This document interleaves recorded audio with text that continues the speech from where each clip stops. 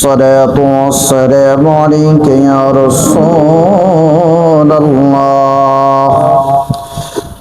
الصلاة والسلام عليك يا حبيب الله.